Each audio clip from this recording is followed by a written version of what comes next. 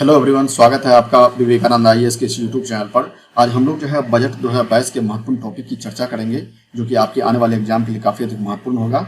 इसके अलावा बजट 2022 में हम लोग जो इकोनॉमिक्स के जो कुछ स्टैटिक पोर्शन है, जैसे कि रेवेन्यू रिसिप्ट है, कैपिटल रिसिप्ट है, या जो कुछ फिस्कल डेफिसिट है, जो भी इकोनॉमिक्स के टर्म्स होंगे उनकी भी हम लोग चर्चा करेंगे, जितने भी टर्म आएंगे, ताकि आप बजट को आसान भाषा में समझ पाएं।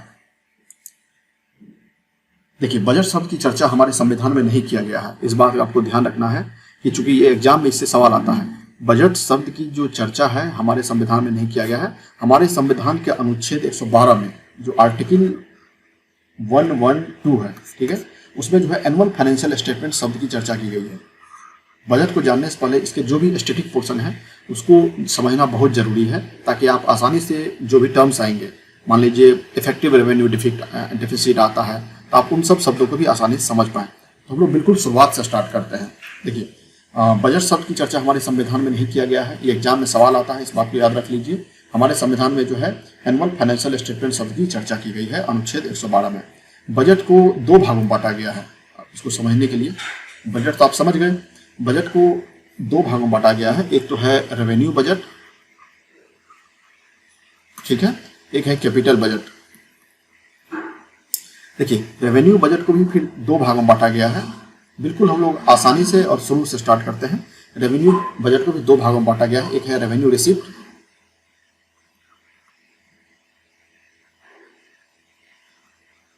और एक है रेवेन्यू एक्सपेंडिचर, ठीक है। उसी तरह जो है कैपिटल बजट को भी दो भागों में बांटा गया है। कैपिटल रिसिप्ट है, कैपिटल एक्सपेंडिचर है। तो ये जितने भी इकोनॉमिक्स के टर्म्स हैं और आगे और भी शब्द आएंगे, तो उनकी भी चर्चा हम लोग आगे करेंगे। देखिए, हम लोग आगे देखते हैं कि बजट को तैयार कौन करता है। हमारे देश में बजट को जो है फाइनेंस मिनिस्ट्री का एक डिपार्टमेंट है, डिपार्टमेंट ऑफ इकोनॉमिक अफेयर्स, उसके द्वारा तैयार किया जाता है। हाँ, ये एग्जाम में इससे संबंधित सवाल आते हैं कि जो है भारत देश में जो बजट होता है उसको तैयार कौन करता है। तो बजट को तैयार करता है वित्त मंत्रालय का जो आर्थिक विभाग है, उसके द्वारा तैयार किया जाता है। और बजट शब्द की चर्चा कहाँ पे किया गया है, हम लोग बिल्कुल शुरू के 5 मिनट इसके कुछ स्टैटिक पोर्शन है, इसको कवर कर लेते हैं, ताकि आप आसानी से बजट को समझ पाएं। देखिए, बजट शब्द की चर्चा कहाँ पर किया गया है, तो इसको हमने देख लिया है। इसके अलावा हमको एक और चीज़ देखनी, ये भी आपके लिए बहुत महत्वपूर्ण है। जो बजट है वो कितने स्टेजों से गुजरता है, बजट बनने की प्रक्रिया। देखिए, एग्जाम में यहाँ से आपको सवाल बनते हैं। एग्जाम में सवाल कैसे बनते हैं कि बजट का आपको मान लीजिए या तो कभी मिलान करने के लिए दे देगा। देखिए, 1 2 3 4 ABCD। कभी कभी एग्जाम में क्या करेगा, मिलान करने के लिए सवाल दे सकता है, ठीक है। और कभी कभी एग्जाम में जो है आपको 1 2 3 4, तो कभी कभी क्या कहेगा कि आपको कौन पहले है कौन बाद में है। आपको ये जो है क्रम है, ये क्रम आपको याद रखना है। जो बजट बनने की प्रक्रिया है वो पहले क्या होता है, बाद में क्या होता है। देखिए, बजट बनने की प्रक्रिया में पहले जो होता है प्रेजेंटेशन ऑफ बजट होता है, ठीक है। पहले बजट को प्रेजेंट किया जाता है, फिर उसके बाद जो है डिस्कशन होता है, फिर उसके बाद जो है डिपार्टमेंटल कमिटीज के द्वारा जो है उसका स्क्रूटनी होता है, ठीक है, यानी उसके द्वारा जांच की जाती है, ठीक है। चौथे नंबर पर जो होता है वो डिमांड फॉर ग्रांट के लिए वोटिंग होता है। 5वें नंबर पर जो है ये एप्रोप्रिएशन बिल का जो है पास किया जाता है, ठीक है। और 6ठे नंबर पर finance bill, annual financial statement यानी फाइनेंस बिल के रूप में जो है इसको पास किया जाता है। तो आपको जो है इसका क्रम याद रखना है।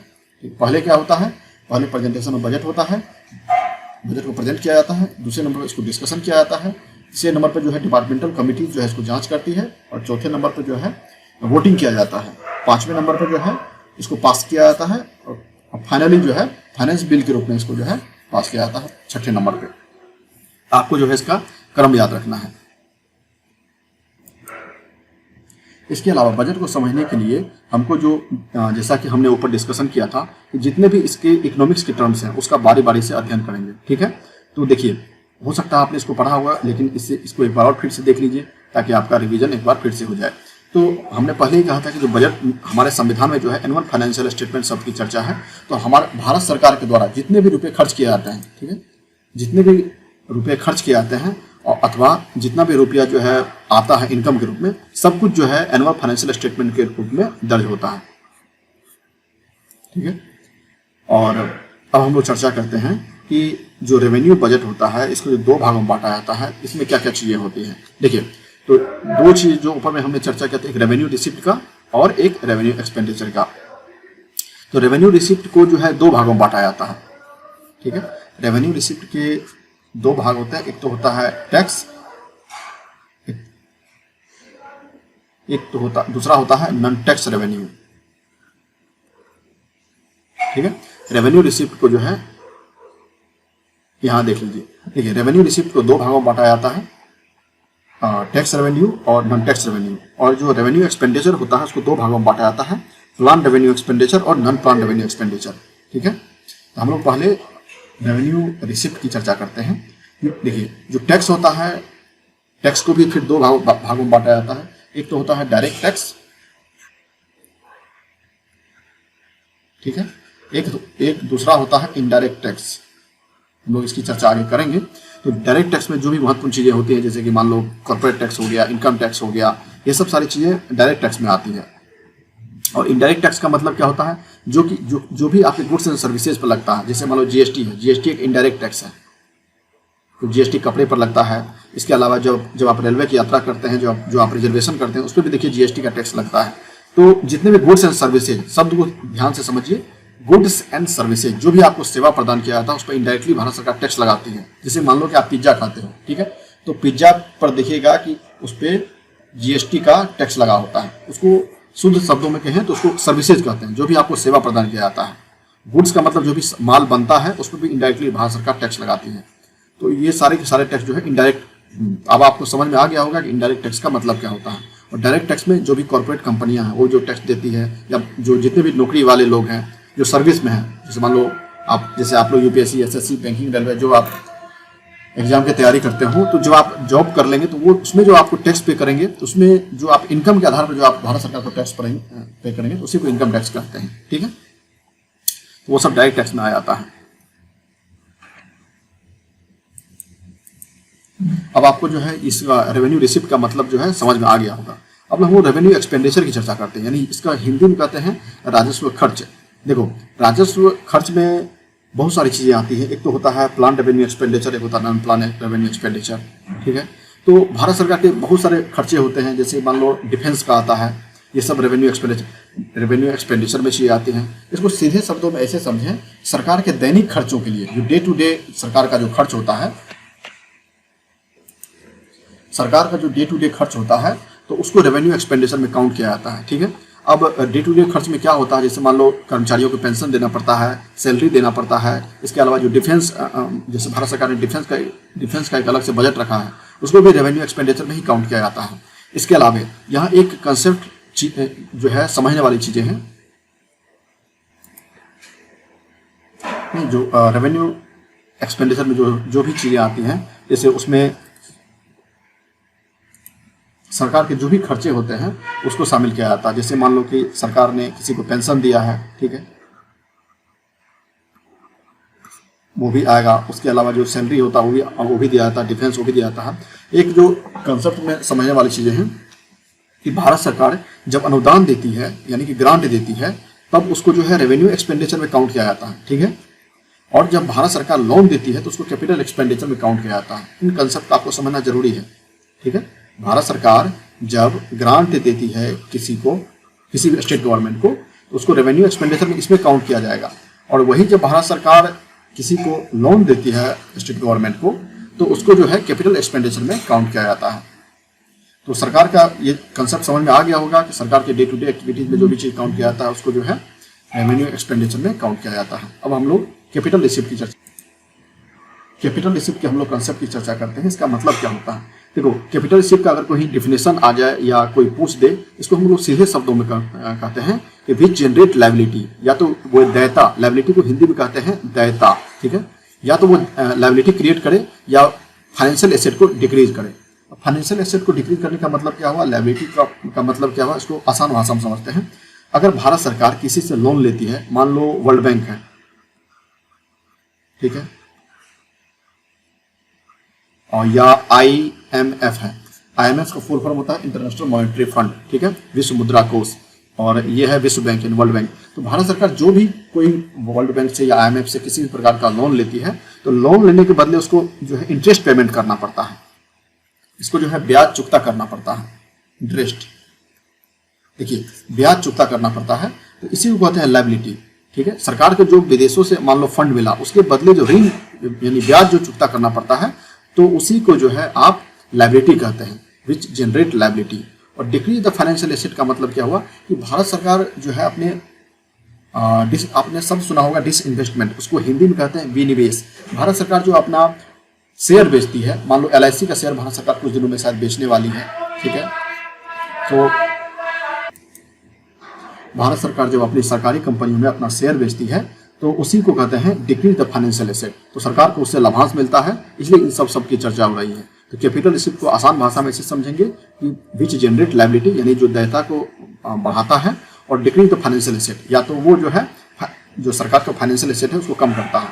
अब कैपिटल रिसिप्ट में और क्या क्या चीजें आती है, देखिए भारत सरकार को जितना भी लोन मिलता है बाहर से वो, इसके अलावा भारत सरकार को जो रिजर्व बैंक ऑफ इंडिया को जो लोन, भारत सरकार रिजर्व बैंक ऑफ इंडिया से जो भी लोन मिलता है, रिजर्व बैंक ऑफ इंडिया से जो भी लोन मिलता है या जो इंटरनेशनल ऑर्गेनाइजेशन है उससे जो भी लोन मिलता है उसको जो है कैपिटल रिसिप्ट में काउंट किया जाता है। अब जो है कैपिटल एक्सपेंडिचर में क्या होता है कि सरकार जब किसी को लोन चुकता करती है, ठीक है, डिक्रीज इन फाइनेंशियल लायबिलिटी, मैंने ऊपर में सब की क्या चर्चा किया था, increase in financial liability, but capital expenditure में क्या है, डिक्रीज इन फाइनेंशियल लायबिलिटी। इसका मतलब ये हुआ कि सरकार जो अपना ऋण की चुकता करता है, ठीक है, मान लो सरकार ने वर्ल्ड बैंक से लिया $1 बिलियन, भारत सरकार ने बहुत बार लिया है, तो जैसे $1 बिलियन लोन लिया है, मान लो भारत सरकार ने $1 बिलियन लोन लिया, तो इस पर जो भारत सरकार ऋण पेमेंट जो ऋण चुकता करेगी, इसका जो इंटरेस्ट पेमेंट देगी यानी ब्याज जो चुकता करेगी, ठीक है, उसको कैपिटल एक्सपेंडिचर में काउंट किया जाता है। इसके अलावा जो भी फिजिकल और फाइनेंशियल जो एसेट बनता है, जैसे मान लो भारत सरकार जो है national highway authority of India के द्वारा जो है पूरे देश भर में जो सड़कों का विस्तार कर रहा है, जो NH है, नेशनल हाईवे है, जैसे दिल्ली मेट्रो का रेल कॉरिडोर है, ये बन रहा है, ये भी जो है एक कैपिटल एक्सपेंड। तो जो भी फिजिकल और फाइनेंशियल एसेट बनता है तो उसको कैपिटल एक्सपेंडिचर में काउंट किया जाता है। ठीक है, अब हम लोग आगे समझते हैं। आगे जो भी इकोनॉमिक्स के टर्म्स होंगे उसको बहुत स्पीडली समझते हैं। जैसे कॉर्पोरेशन टैक्स है, तो जो भी कंपनियों पर टैक्स लगाया जाता है उसको कॉर्पोरेट टैक्स कहते हैं। डायरेक्ट और इनडायरेक्ट टैक्स की हम लोग आगे चर्चा कर चुके हैं पहले ही। रेवेन्यू डेफिसिट का मतलब ये होता है कि जितना आय होता है अगर उससे ज़्यादा हम लोग खर्च कर देते हैं, यानी भारत सरकार जब खर्च करती है उसको रेवेन्यू डेफिसिट कहते हैं, राजस्व घाटा। जितना इनकम हो रहा है, ठीक है, और इनकम से ज़्यादा जब आप खर्च कर देंगे तो उसको राजस्व घाटा कहते हैं। ठीक है, फिस्कल डेफिसिट का मतलब क्या होता है कि सरकार जितना आय कमाती है, जितना इनकम होता है उससे ज़्यादा जब अधिक खर्च करती है, नॉट इंक्लूडिंग बोरोइंग, ठीक है, जो सरकार उधार लेती है उसको हटा करके जब उसको काउंट करेंगे तो उसको जो है फिस्कल डेफिसिट कहते हैं। एग्जाम में इससे सवाल आते हैं। एक प्राइमरी डेफिसिट है, प्राइमरी डेफिसिट का मतलब होता है fiscal deficit minus net interest liability. ठीक है, इससे भी सवाल आते हैं।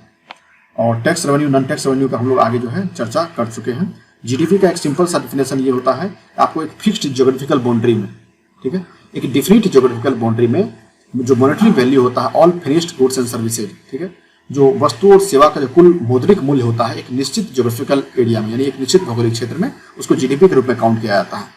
इसका मतलब ये होगा कि सिर्फ भारत के ही भौगोलिक क्षेत्र को काउंट किया जाएगा, भारत के बाहरी क्षेत्रों को नहीं।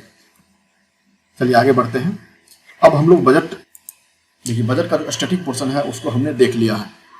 अब आप समझ गए होंगे कि रेवेन्यू रिसिप्ट क्या होता है, कैपिटल रिसिप्ट क्या होता है, या फिस्कल डेफिसिट यानी राजकोषीय घाटा क्या होता है। अब हम लोग मुख्यतः बजट के इंपॉर्टेंट टॉपिक की चर्चा करते हैं। देखिए बजट 2022 जो है हमारे यहाँ, उसका 4 पिलर पर आधारित है। एक है पीएम गति शक्ति, दूसरा है इंक्लूसिव डेवलपमेंट, तीसरा है प्रोडक्टिविटी इन्वेस्टमेंट, चौथा है फाइनेंसिंग ऑफ इन्वेस्टमेंट। ठीक है, तो हम लोग एक एक करके इनके जितने भी पिलर्स होंगे उनकी चर्चा करेंगे। देखिए बजट 2022 में एक महत्वपूर्ण चीज जानना जरूरी है कि आप ये देखेंगे कि मिनिस्ट्री वाइज, यानी कि बजट में जितना रुपया दिया गया है आप खर्च करने के लिए, उसमें मिनिस्ट्री के आधार पर, मंत्रालय के आधार पर जो है सबसे अधिक रुपया किसको मिला है, यह आपको याद रखना बहुत जरूरी है। ठीक है, देखिए बजट में जो है सबसे अधिक रुपया डिफेंस क्षेत्र को दिया गया है, यानी रक्षा मंत्रालय को दिया गया है। उसके बाद जो उपभोक्ता मंत्रालय है, सबसे अधिक रुपया जो है रक्षा मंत्रालय को दिया गया है मिनिस्ट्री वाइज एलोकेशन के आधार पर देखेंगे। ये पूछता है एग्जाम में, आप इसको 1, 2 के 3 के आधार पर काउंट करें। देखिए सबसे अधिक रुपया रक्षा मंत्रालय को दिया गया है। उसके बाद जो है अब हम लोग बजट की चर्चा कर रहे हैं, शुरुआत कर रहे हैं। तो सबसे अधिक रुपया जो है रक्षा मंत्रालय को दिया गया है। उसके बाद जो है उपभोक्ता मंत्रालय को दिया गया है। तीसरा जो है रोड ट्रांसपोर्ट है, इसको दिया गया है। चौथा जो है गृह मंत्रालय है, इसको दिया गया है। 5वें नंबर पर जो है आपको रेलवे मिनिस्ट्री है। उसके बाद जो है ग्रामीण विकास मंत्रालय है। उसके बाद एग्रीकल्चर विभाग है। तो मिनिस्ट्री वाइज जो है आपको ये डाटा याद रखना है। अब हम लोग बजट में जो है कुछ ऑब्जर्वेशन किया गया है हमारी अर्थव्यवस्था के बारे में, उसकी चर्चा करते हैं। तो बजट में ये कहा गया है कि भारत की अर्थव्यवस्था जो है लगभग 9.2% यानी बाय 9.2% जो है इस साल जो है इस रफ्तार में आगे बढ़ेगी। जितने भी इमर्जिंग इकोनॉमी हैं, जो बढ़ती हुई अर्थव्यवस्थाएं हैं, उनमें सबसे अधिक जो ग्रोथ रेट है वो भारत का ही है। इसके अलावा बजट धरावास में ये भी चर्चा किया गया है कि भारत का जो जीडीपी है और इन टर्म्स ऑफ डॉलर देखिए $3 ट्रिलियन क्रॉस कर गया है। इसके अलावा जो फिस्कल डिफिसिट है भारत सरकार का वो 16,61,196 करोड़ का हो गया है। अब हम लोग बजट में इन सब की चर्चा करेंगे। आखिर रुपया आता कहाँ है? भारत सरकार को जो इनकम होता है वो इनकम का सोर्स क्या है, सबसे अधिक रुपया कहाँ से आता है? ठीक है, बजट में सरकार के जो है इनकम का हम लोग लेखा जोखा देखने वाले हैं। और ये ऐसा सेक्शन है जहां से जो आपके लिए एग्जाम के लिए बहुत ही ज़्यादा महत्वपूर्ण है, यानी वेरी वेरी इंपॉर्टेंट है। देखिए सबसे अधिक पैसा भारत सरकार को कहाँ से आता है? तो बोरोविंग से आता है। बोरोविंग मतलब कि उधार लेना। बोरोविंग एंड अदर लायबिलिटी, बहुत सारी चीज़ें हैं। इसको जो अदर लायबिलिटीज का जो कंसेप्ट है, इसको अलग का इकोनॉमिक्स का जो क्लास होगा उसमें डिस्कशन करेंगे, नहीं तो वीडियो जो है बहुत लंबा बन जाएगा। देखिए आपको एग्जाम के पॉइंट ऑफ व्यू से बस ये याद रखना है कि पहले नंबर पे कौन सा है, दूसरे नंबर पे कौन सा है, तीसरे नंबर पे कौन सा है। तो सबसे अधिक जो सरकार को राजस्व की प्राप्ति हो ये 35% है, वो आपको बोरोविंग से है। जो दूसरे नंबर पे आता है वो आपको जीएसटी है।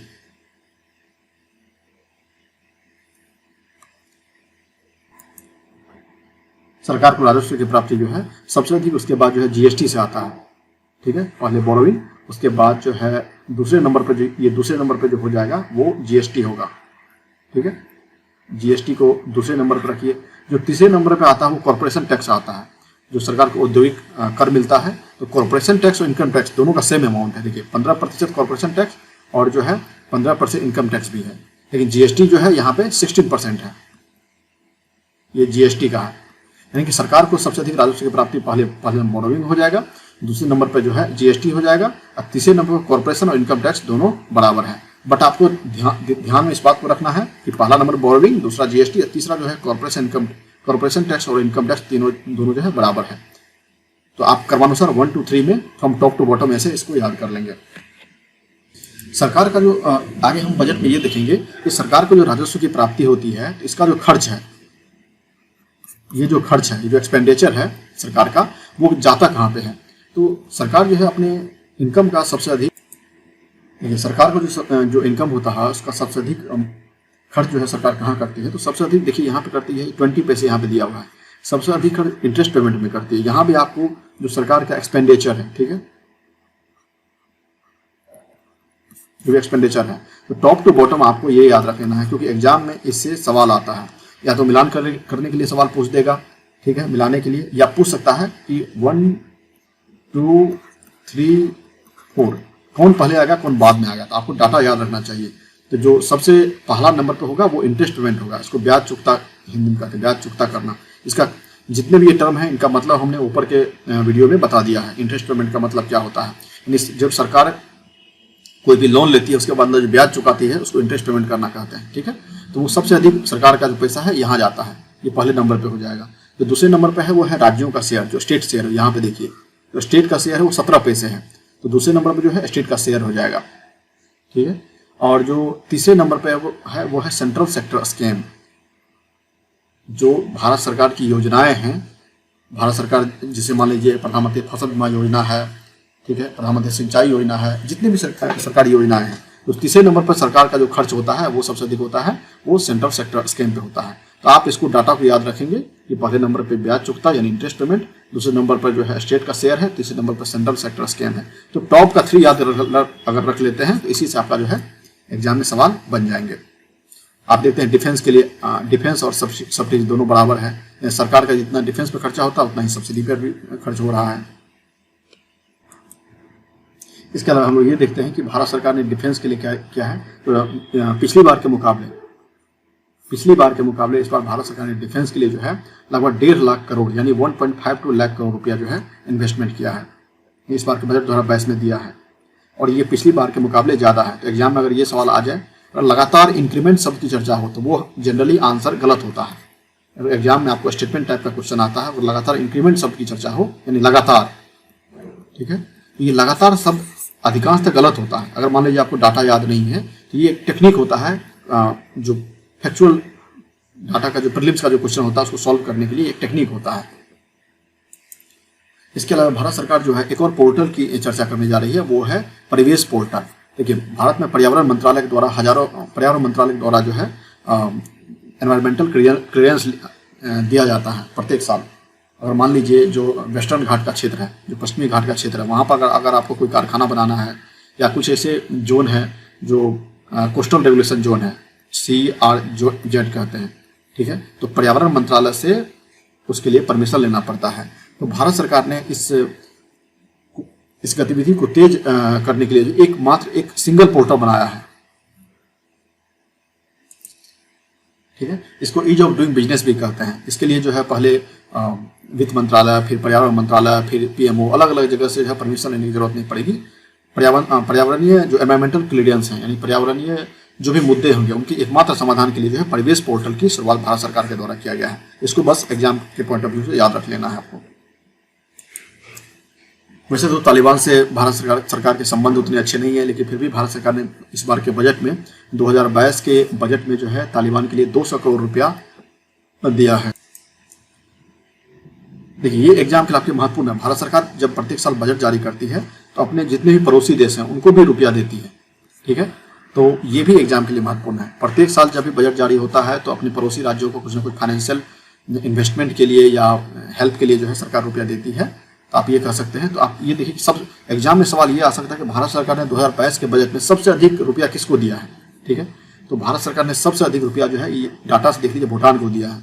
भूटान को 2021-22 में जो है 3000 करोड़ के लगभग दिया गया था, लेकिन 2022-23 में इनका अमाउंट घट गया है। इस बार जो है इनको 2266.24 करोड़ इनको मिला है। तो अगर एग्जाम में सवाल आया कि 2022 के बजट में सबसे अधिक रुपया कौन से पड़ोसी देश को दिया गया है, तो वो होगा भूटान, ठीक है। भूटान को जो है सबसे अधिक राशि मिला है। उसके बाद जो नंबर आता है वो मॉरिशस का आता है, ठीक है। दूसरे नंबर मॉरिशस को इस बार के बजट में 900 करोड़ रुपए की राशि मिली है। तीसरे नंबर पे नेपाल आता है। ये देखिए पहले नंबर पे भूटान आ जाएगा, दूसरे नंबर पे मॉरिशस आ जाएगा, तीसरे नंबर पे ये नेपाल आ जाएगा। नेपाल को पिछले साल 2021-22 में जो है 992 करोड़ मिला था और 2022-23 में इनको जो है 750 करोड़ मिला है। आपको डाटा याद रखने की जरूरत नहीं है। एग्जाम पॉइंट ऑफ व्यू से ये डाटा नहीं याद रखना है, बल्कि आपको जो है ये याद रखना है कि सबसे अधिक किसको मिला है। तो पहले नंबर पे भूटान हो जाएगा, दूसरे नंबर पे जो है आपको मॉरिशस हो जाएगा, तीसरे नंबर पे जो है आपको नेपाल हो जाएगा, चौथे नंबर पे आपको म्यांमार हो जाएगा। देखिए म्यांमार को 600 करोड़ मिला है। डाटा नहीं याद रखना है, बट टॉप टू बॉटम आपको याद रखना है पहले नंबर पे कौन है, ठीक है। म्यांमार है, उसके बाद जो है मालदीव है। देखिए मालदीव को जो है मालदीव 5वें नंबर पर हो जाएगा। तो टॉप टू बॉटम आपको बस याद रखना है। क्या याद रखना है कि 2022 के बजट में सबसे अधिक राशि कौन से पड़ोसी देशों मिला है। तो पहले नंबर पे जो है भूटान है, दूसरे नंबर पे जो है मॉरिशस है, तीसरे नंबर पे नेपाल है, चौथे नंबर पे म्यांमार है और 5वें नंबर पे जो है मालदीव है। बस इस डाटा को याद रख लीजिएगा। मैंने दोबारा रिपीट इसलिए कर दिया ताकि आप आसानी से इसको समझ जाए। एक और चीज जो समझने वाली है बजट 2022 में वो ये कि भारत सरकार ने इसमें ये घोषणा की है कि भारत सरकार $5 ट्रिलियन की इकोनॉमी जो है वो 2026 तक बन सकती है। एग्जाम में इससे सवाल आ सकता है कि भारत सरकार ने बजट 2022 में कब तक जो है $5 ट्रिलियन इकोनॉमी बनने की घोषणा की है। तो वो है आपको 2026। इस डाटा को याद रख लीजिएगा। आगे हम लोग पढ़ते हैं। देखिए इस मैप को समझना बहुत जरूरी है। ये जो ट्रेंड साइंटिफिक का मैप है। देखिए फिस्कल, अगर आप इस मैप को ध्यान से देखेंगे, ये बजट 2022 में ये मैप दिया हुआ है। अगर आप इनको ध्यान से देखेंगे तो ये ग्राफ में पहले डाटा नीचे हो रहा है, फिर स्ट्रेट जा रहा है, फिर नीचे जा रहा है। तो एग्जाम में यहाँ से सवाल आता है, ये बहुत महत्वपूर्ण है कि जो राजकोषीय घाटा है भारत में लगातार जो है बढ़ता जा रहा है। कभी कभी एग्जाम में सवाल ऐसे आ जाएगा, कभी कभी जो है एक ऑप्शन के रूप में ऐसे दे देगा कि राजकोषीय घाटा भारत में बढ़ता जा रहा है या कम होता जा रहा है। जब भी लगातार शब्द की चर्चा हो, यानी कंटिन्यूसली इंक्रीमेंट जो है, लगातार शब्द की चर्चा हो, कुछ भी लगातार नहीं होता है, या तो थोड़ा बहुत बढ़ेगा या घटेगा, तो ये अधिकांशतः जो है रॉन्ग होता है ऑप्शन। ये आपको प्रीलिम्स का हम ट्रिक बता रहे हैं। हो सकता है कि फिस्कल डेफिसिट यानी राजकोषीय घाटा के बदले राजस्व घाटा शब्द की चर्चा हो, या revenue deficit, effective revenue deficit या प्राइमरी डिफिक्ट, कोई भी शब्द की चर्चा हो, ठीक है।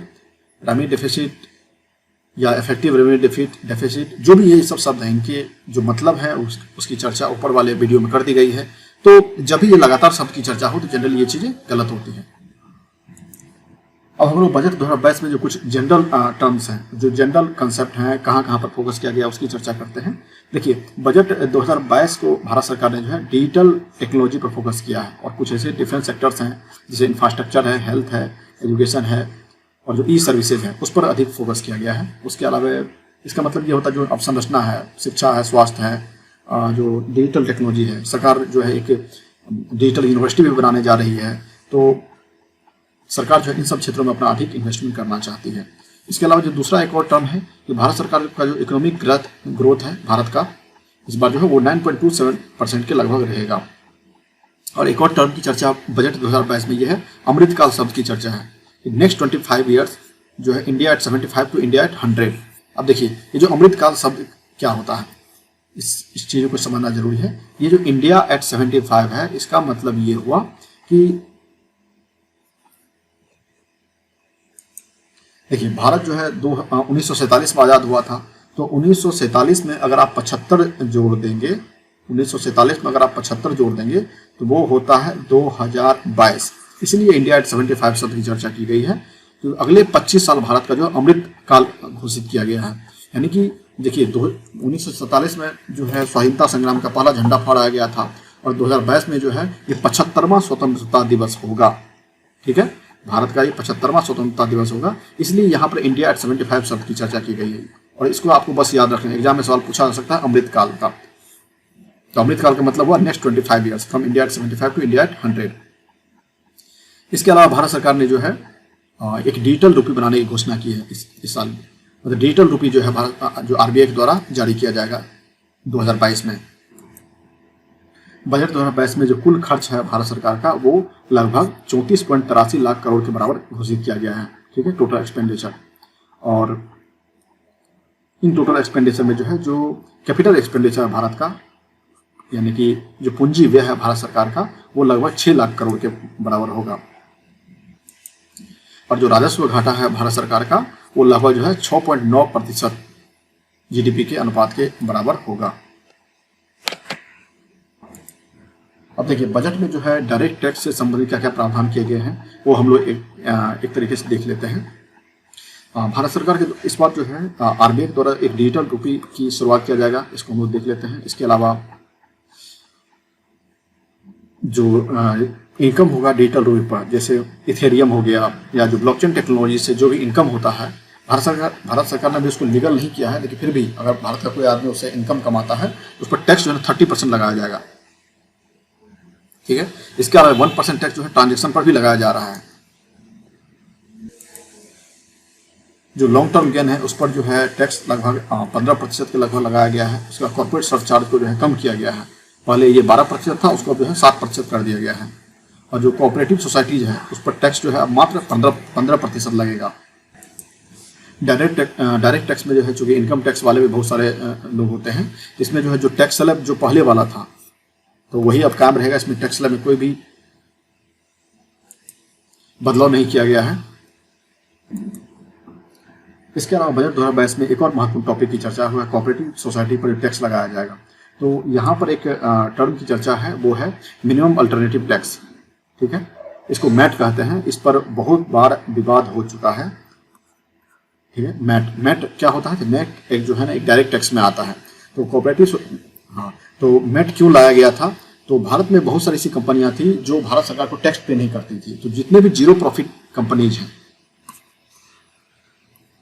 ठीक है, जैसे अब ये जीरो प्रॉफिट कंपनीज क्या होता है? तो भारत सरकार, भारत में बहुत सारे ऐसे, मान लो एप्पल की भारत में कंपनी है, ठीक है, तो एप्पल भारत से प्रॉफिट तो कमा रही है, लेकिन उसका जो सब्सिडियरी ब्रांच है वो विदेश में कहीं और पे है। तो वो क्या करती है कि अपना फंड ट्रांसफर कर देती है, वो जो है अपना प्रॉफिट ट्रांसफर कर देती है अपने सब्सिडियरी ब्रांच को, और इसके द्वारा जो है वो शो करती है कि हमारे पास जो है प्रॉफिट ही नहीं हुआ। जो प्रॉफिट नहीं हुआ तो हम टैक्स ही पे नहीं करेंगे। तो जितने भी नॉन प्रॉफिट कंपनीज था, ठीक है, जो जीरो प्रॉफिट कंपनीज था, जो लोग जीरो शो करते थे कि हमारा कोई प्रॉफिट नहीं हुआ, उस पर टैक्स वसूलने के लिए भारत सरकार एक नया कानून लाया था, उसको मैट कहते हैं। तो मैट का मतलब ये हुआ कि जितने भी जीरो प्रॉफिट कंपनीज हैं उस पर भारत सरकार टैक्स लगाती है। तो टैक्स का रेट पहले क्या था? 18.5% था। तो कोऑपरेटिव सोसाइटी के लिए टैक्स 18.5% था, कंपनी के लिए घटा के 15% था। तो अब भारत सरकार ने क्या कर दिया है, जितने भी कोऑपरेटिव सोसाइटीज हैं और जो कंपनी है, दोनों का टैक्स रेट जो है सेम रहेगा, यानी 15% के लगभग रहेगा। मैट एग्जाम के लिए महत्वपूर्ण है, जो मिनिमम अल्टरनेटिव टैक्स है, महत्वपूर्ण है आपके लिए, इसको याद कर। इनडायरेक्ट टैक्स से भी एग्जाम में सवाल बनते हैं, बट एग्जाम के लिए आपके लिए डाटा ज़्यादा महत्वपूर्ण नहीं है। इनडायरेक्ट टैक्स में जो जीएसटी का है या जो कंसेप्चुअल चीज़ें हैं जो ऊपर में हम डिस्कशन कर चुके हैं, वही आपके एग्जाम के लिए महत्वपूर्ण है। भारत सरकार द्वारा जो है इस बार आरबीआई के द्वारा, भारत सरकार की तरफ से आरबीआई के द्वारा इस साल जो है एक डिजिटल करेंसी जारी किया जाएगा, और भारत सरकार ने इस बार जो है 30% टैक्स की घोषणा की है। इसकी चर्चा हम लोग कर चुके हैं। अब यहाँ पर एक चीज़ जो समझने वाली आती है कि भारत सरकार रुपया अपना खर्च कहाँ पे करती है, ठीक है। मान लो भारत सरकार के पास 1 रुपया है, 1 रुपया में जो मुद्रा है तो उसमें कहाँ कहाँ रुपया खर्च करती है, इसकी चर्चा हम लोग पहले ही कर चुके हैं। सबसे अधिक पैसा भारत सरकार जो है इंटरेस्ट पेमेंट पे खर्च करती है, 20 पैसा खर्च करती है। उसके बाद जो है राज्यों का शेयर है वो 17 पैसा के बराबर है, ठीक है। उसके बाद जो है तीसरा आता है सेंट्रल सेक्टर पे। तो पहला हो गया आपका इंटरेस्ट पेमेंट, दूसरा हो गया स्टेट का शेयर है टैक्सों का, तीसरा हो गया सेंट्रल सेक्टर स्कीम का। इसकी चर्चा हमने ऊपर कर लिया है, बस आप वो टॉप टू बॉटम ये याद रख लेना है और अधिक ज़्यादा महत्वपूर्ण नहीं है। देखिए बजट जो है हमारा जैसा कि 4 पिलर पे है, 4 पिलर पे आधारित है। एक तो पीएम गति शक्ति जो इंफ्रास्ट्रक्चर डेवलपमेंट से संबंधित है, दूसरा इंक्लूसिव डेवलपमेंट यानी समावेशी विकास है, और एक और है फाइनेंसिंग इन्वेस्टमेंट, और एक है प्रोडक्टिविटी इन्वेस्टमेंट, ठीक है। हम लोगों ने इसकी चर्चा कर ली है। अब जो है पीएम गति शक्ति की चर्चा करेंगे। देखिए पीएम गति शक्ति जो है ना आपके एग्जाम के लिए काफी अधिक महत्वपूर्ण है। पीएम गति शक्ति है क्या? दरअसल भारत सरकार जो है ना इंफ्रास्ट्रक्चर के क्षेत्रों में यानी अवसंरचना के क्षेत्रों में मैसिव इन्वेस्टमेंट करना चाहती है। किसी भी देश की सफलता में जो है उसके अवसंरचना का बहुत बड़ा योगदान होता है। अगर आप चाइना को देखेंगे, ठीक है, तो चीन की जो संघाई के बराबर अमेरिका का भी, चीन का संघाई सर अमेरिका को टक्कर देता है, ठीक है। सड़क, रेलवे, गैस पाइपलाइन, मेट्रो, हर एक क्षेत्रों में जो है चाइना बहुत आगे निकल चुका है। इसका रीजन ये है कि उनका जो इंफ्रास्ट्रक्चर सेक्टर है वो काफ़ी अधिक मजबूत है। अब देखिए भारत सरकार भी इस साल जो है रोपवे सिस्टम को लाने वाली है। National ropeway development plan Bharat सरकार घोषणा करेगी, कर चुकी है। ये रोपवे किसे कहते हैं? रोपवे देखिए इसी को कहते हैं, ठीक है, इसको रोपवे कहते हैं। ये आपको इसका उपयोग दरअसल आप जब आप हिमाचल प्रदेश गए होंगे या अगर आप उत्तराखंड जाएंगे या अगर आप जम्मू कश्मीर जाएंगे तो आप जनरली इसका लुत्फ उठा सकते हैं। तो रोपवे का उपयोग जो है पहाड़ी क्षेत्रों में बड़े पैमाने पे होता है। अब हमें ये देखना है कि ये पीएम गति शक्ति में क्या है। तो भारत सरकार जो है इन्वेस्टमेंट करना चाहती है नेशनल लेवल पर। तो जो नेशनल हाईवे है इस साल भारत सरकार 25,000 किलोमीटर बनाएगी 2022-23 में। इसके अलावा जो है रेलवे और पोस्टल के नेटवर्क को भी भारत सरकार मजबूत करने वाली है। 1 स्टेशन 1 प्रोडक्ट को भी भारत सरकार लॉन्च करेगी। 1 स्टेशन 1 प्रोडक्ट, ठीक है। एक जिला 1 उत्पाद योजना आपने सुना होगा, ये उत्तर प्रदेश में चल रहा है। 1 डिस्ट्रिक्ट 1 प्रोडक्ट। अब भारत सरकार ने लॉन्च किया है 1 स्टेशन और 1 प्रोडक्ट। जैसा कि हमने कहा कि जो भारत के जितने भी पहाड़ी क्षेत्र हैं, जो हिली एरियाज हैं, जम्मू कश्मीर, उत्तराखंड, हिमाचल प्रदेश या नॉर्थ ईस्ट के जो भी क्षेत्र है वहाँ पर पर्वतमाला इसका नाम दिया गया है। इसमें इसी के अंतर्गत जो है ये रोपवे का निर्माण किया जाएगा। इसके अलावा भारत सरकार जो है national asset reconstruction company limited की भी स्थापना करने वाली है। भारत सरकार ने जो है पीएम गति शक्ति के अंतर्गत जो है एक और इन्वेस्टमेंट की घोषणा की, एक और प्रोग्राम की घोषणा की है।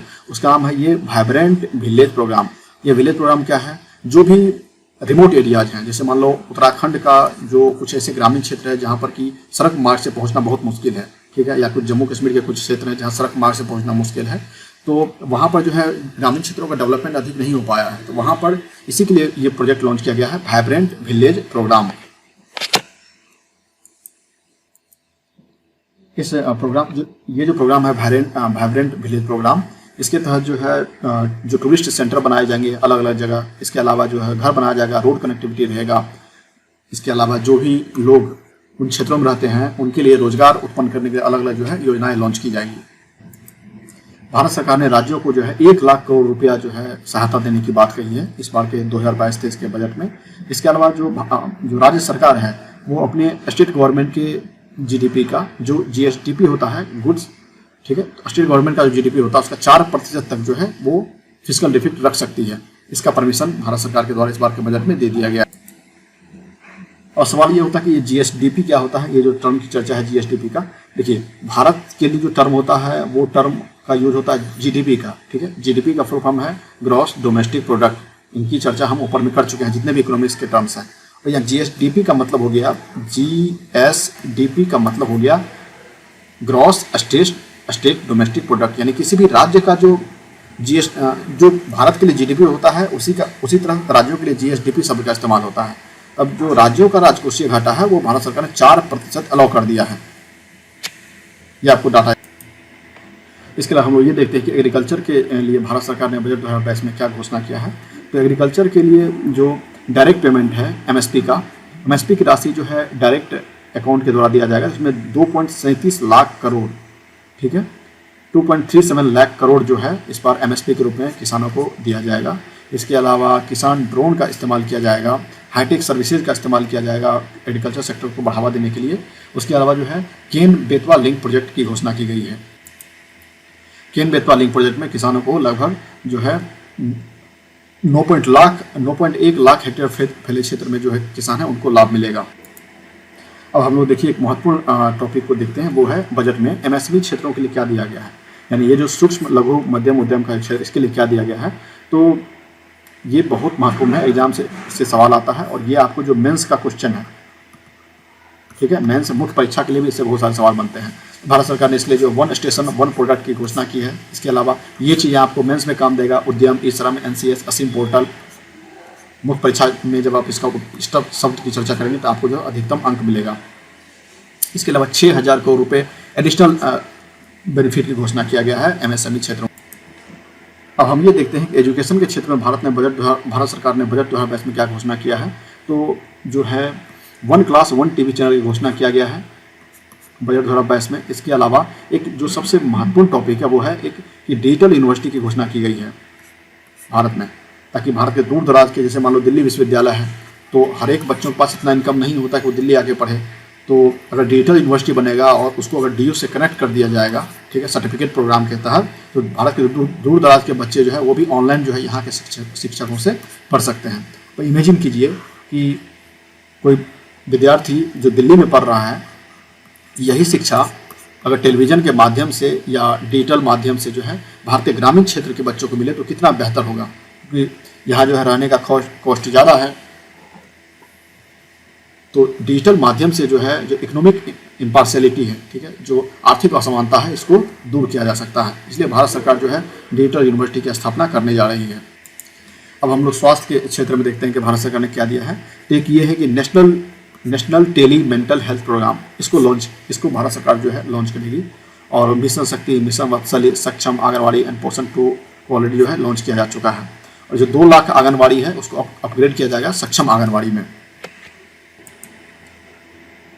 भारत सरकार के द्वारा जो है एक नेशनल स्वास्थ्य के लिए जो है एक नेशनल डिजिटल हेल्थ इकोसिस्टम की शुरुआत की गई है। ये क्या है, इसके द्वारा जो है हर एक आदमी का जो है, हर एक भारत में जितने भी पॉपुलेशन है सबके लिए एक यूनिक आईडी होगा, ठीक है, यूनिक जो है हेल्थ आईडी होगा। इसके द्वारा जो है आपको अलग अलग जगह भटकने की जरूरत नहीं पड़ेगी, आप आसानी से स्वास्थ्य सेवाओं का लाभ उठा सकते हैं। इसके अलावा भारत सरकार जो है national tele mental health programme को भी शुरुआत करने वाली है। इसके अलावा भारत सरकार ने जो है पीएम डेवलपमेंट, ये देखिए भारत में नॉर्थ ईस्ट का जो क्षेत्र है वहाँ पर डेवलपमेंट ज़्यादा हुआ नहीं है, तो भारत सरकार का ये मानना है कि नॉर्थ ईस्ट के क्षेत्रों में डेवलपमेंट एक व्यापक पैमाने पर होना चाहिए। तो नॉर्थ ईस्ट के क्षेत्रों के लिए एक अलग से एक काउंसिल है, नॉर्थ ईस्टर्न काउंसिल, ठीक है। तो जो PM development initiative for north east council है, इसकी शुरुआत की गई है, इसकी घोषणा की गई है। इसके लिए अलग से 1500 करोड़ रुपए बजट में दिया गया है, और इसको किसके द्वारा रेगुलेट किया जाएगा, इम्प्लीमेंट किया जाएगा, तो वो है नॉर्थ ईस्ट काउंसिल। बजट में जो एक और टर्म था, अब हम लोग इसकी चर्चा करते हैं कि productivity investment and productivity enhancement and investment. देखिए जो भारत सरकार हर एक साल जो है जो ईज ऑफ डूइंग बिजनेस है इसको आसान करते जा रही है, ठीक है। इसके लिए जो है भारत में जो सबसे बड़ा विवाद होता है वो भूमि विवाद का रहता है, ठीक है। भारत के ग्रामीण क्षेत्रों में अक्सर भूमि विवाद देखने को मिलता है, तो इसको खत्म करने के लिए भारत सरकार, जैसे हर एक व्यक्ति के पास आधार कार्ड है, उसी तरह जो है जमीन का भी अब एक आधार कार्ड बनने वाला है। उसका नाम है unique land parcel identification number for IT based management of land records, ठीक है। एक तो जिस तरह हम लोग आधार कार्ड का इस्तेमाल करते हैं उस तरह प्रत्येक भूमि का जो है एक अलग से आधार कार्ड रहेगा। 5G को रोल आउट किया गया है PLI स्कीम के तहत। ये PLI स्कीम आपको पता होगा PLI क्या होते हैं, ठीक है। और नहीं पता है तो उसका एक अलग से सेपरेट वीडियो बना के डाल देंगे आपके लिए। भारत सरकार जो है पर्यावरण जलवायु परिवर्तन को कम करने के लिए भी संवेदनशील है। इसके लिए भारत सरकार ने जो है transition to carbon neutral economy की घोषणा की है, transition to carbon neutral economy. तो इसके लिए भारत सरकार ने अलग से इस बार के बजट में 19,500 करोड़ रुपए इन्वेस्टमेंट की घोषणा की है। बजट 2022 का जो एक सबसे लास्ट एक टॉपिक आता है वो है अब टेलीकम्युनिकेशन का। तो भारत सरकार ने घोषणा की है कि जो Bharat net optical fibre project है इसको लगभग 2025 तक इसको कंप्लीट कर लिया जाएगा। एग्जाम में पूछा जा सकता है, इसको याद रखिएगा कि भारत नेट प्रोजेक्ट जो है इसको 2025 तक कंप्लीट करने की घोषणा की गई है। अब देखिए ये भारत नेट प्रोजेक्ट है क्या। दरअसल भारत नेट प्रोजेक्ट भारत सरकार का एक ऐसा प्रोजेक्ट है जिसके तहत भारत का जो ग्रामीण क्षेत्र है, जो रूरल एरियाज है, अभी वहाँ पर भी जो है इंटरनेट कनेक्टिविटी की भारी कमी रहती है।